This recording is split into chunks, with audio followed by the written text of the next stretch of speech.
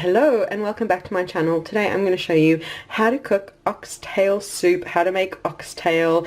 It is super budget friendly. I've got 2 packs here. This one was €3.45.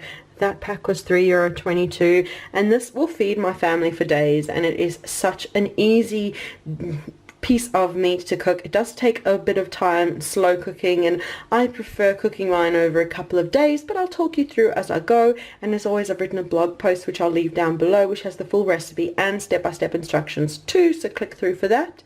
And be sure to leave a like, subscribe for more videos, comment too, let me know if you've given oxtail a try or if this video has encouraged you to give it a try. I really appreciate that. So I'm going to open up our packages of oxtail and give it a good salting. I've sprinkled a generous couple of shakes of salt over the oxtail, and now I'm going to get started cooking. So I've got my saucepan, a large one, heating up. I'm using coconut oil, but you could use your oil of choice.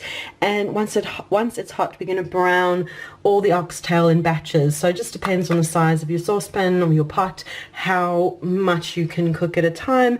I usually do mine in 2 batches, which I will do now. So I've got the first batch of meat in my saucepan. I've got it nice and sizzling, and I'm just going to keep tossing it until it's browned all over. So I've given them the first flip over. They're just starting to brown. We'll just brown until every corner is completely browned, and then move off to a plate. So I've got the first batch of oxtail browned, I've got the second batch browning in the saucepan, and while that's happening I've also chopped up an onion and a whole lot of garlic, and once the second batch of oxtail's almost brown, we'll throw that in and get it a toss through, give it a toss through to just soften slightly, and then pop all the oxtail back in the pot. So the second batch of oxtail is pretty much browned. I've added in the onion and garlic. We'll give it a minute to brown through, and then we'll add all the rest of the oxtail back in. All the oxtails back in the pot, and now I'm just going to pour water over to cover. And we'll just cover all the oxtail with water, just rejig them around until they're all completely submerged. Just like that. And now we're going to bring the oxtail up to the bubble, up to simmer, and then reduce it down to gently bubble. And you can let it bubble for 2 to 3 hours if you want to eat it straight away. The longer you cook it for, the better, the tenderer the meat will get, and it'll all just fall off the bones. I tend to cook it for about 2 hours today, take it off the heat, allow it to cool completely, and then heat it back up tomorrow, which is what I'll do, and I'll show you. So I'm just going to let it come up to bubble and then simmer it for 2 hours. The oxtail has cooked for 2 hours. I've now taken it off the heat, and I'm going to let it cool completely and then store it in the fridge overnight. This just brings so much flavor. As I said, you could cook it in one go for a few hours and then eat it straight away, but I just find the flavor that it develops over a day of just being in the fridge is just so worth the extra effort. Barely any effort at all, it's just a bit of time in the fridge. So I will catch up with you tomorrow when I cook it for our meal. And it's now the next day, and the oxtail has been in the fridge overnight. It's not focusing for some reason. Oh, there you go. It's been in the fridge overnight, and it's developed this thick layer of fat on top, you can see.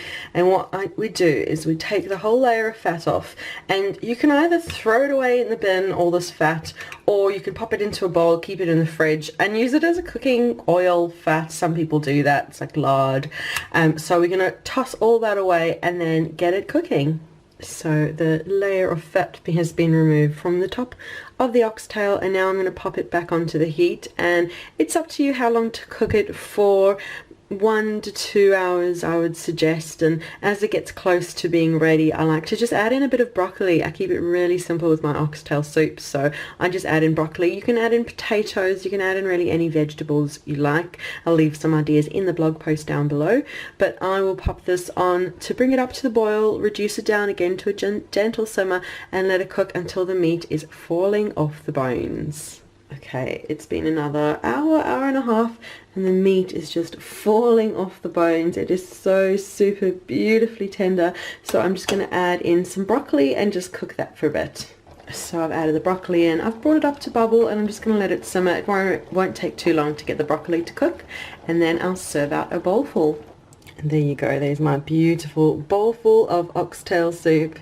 I found that the broccoli breaks through the richness of the meat beautifully. And just look at that meat falling off the bone. It is so tender. You can just cut through it with a spoon. It is just beautiful. But that is the video for how to make oxtail soup. I hope you've enjoyed watching the video and that you'll enjoy this lovely meal.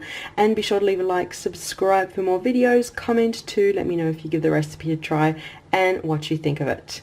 And remember to check down below for the link to the blog post, which has the full recipe, step-by-step instructions, and loads of variations for other inclusions, other vegetables that you can include in your lovely oxtail soup. But just look at that beautiful tender meat.